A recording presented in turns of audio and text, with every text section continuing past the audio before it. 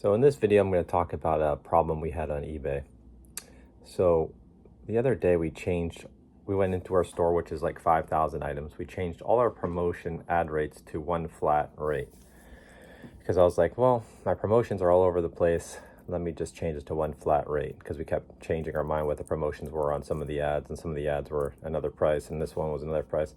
So we went through and we changed all 5,000 listings under the edit screen on eBay, and we changed it to one flat promotional rate. The next week we got like zero sales. Somehow eBay, I don't know what happened. I called eBay up. They said there was no problems, no issues with your store. It's just normal. I don't know if it re-indexed everything or what. I'm not even sure how this works. So all of a sudden we went from we're consistent sales, we were starting to pick up in sales, and then all of a sudden for the whole week it seemed like we got like zero sales, one sale, two sales, and that was not normal. That was not good. So we went through this week where we just did terrible.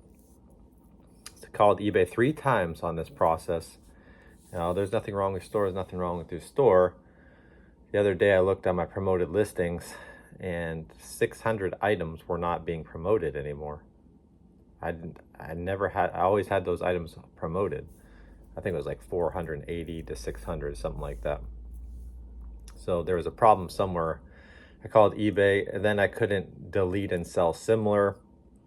And all of a sudden I call eBay, they said, well, they've been having a problem with that. And they did something.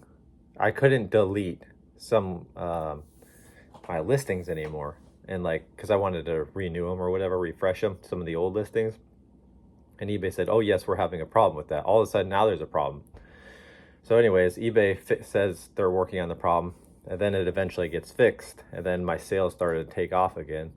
So I just wanted to encourage someone out there that's having problems with eBay that it will clear up, number one.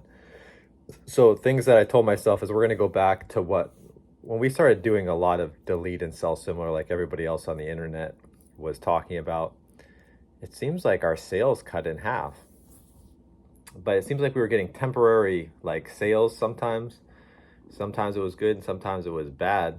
So I talked to eBay about what's the difference between sell similar and relist. What should I be doing?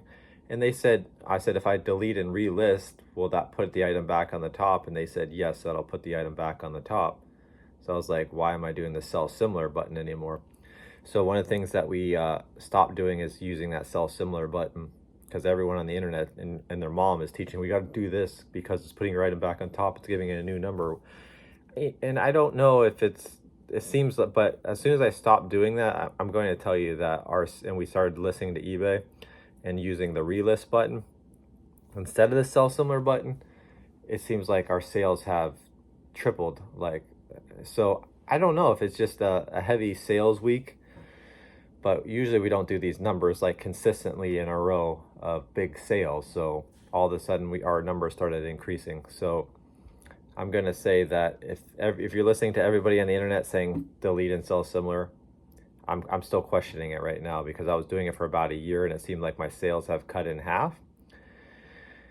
So I'm not sure about this eBay algorithm thing. We're still in a learning process. We're still growing as a business, what works and what doesn't work. But I'll tell you what, I'm not using that sell similar button. I'm using the relist button now, because whatever is happening in my store, something has shifted, something has changed, I've noticed, and it's for the best.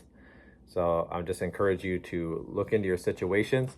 Another thing that we started doing more, and this is probably the main reason, maybe it's not the delete and maybe it's not the relist, but we started increasing the number of listings we were doing in our store. Sometimes I was taking a day off, I wasn't doing any listings, and I would just relist or something like that.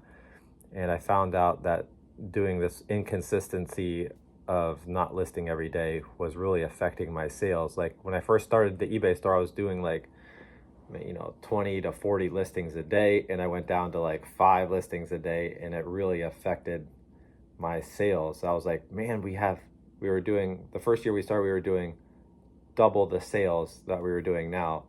And I think that comes with we're doing more listings consistently. Now I've made a decision to do at least 10 listings a day on the store that we have, instead of being lazy, because it only takes you an hour or two to do 10 listings.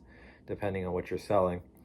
And so I would suggest that you go back to what you were doing. Don't be lazy, and you'll probably begin to realize, man, I was just being lazy, and I need to go back to my good work ethics on eBay.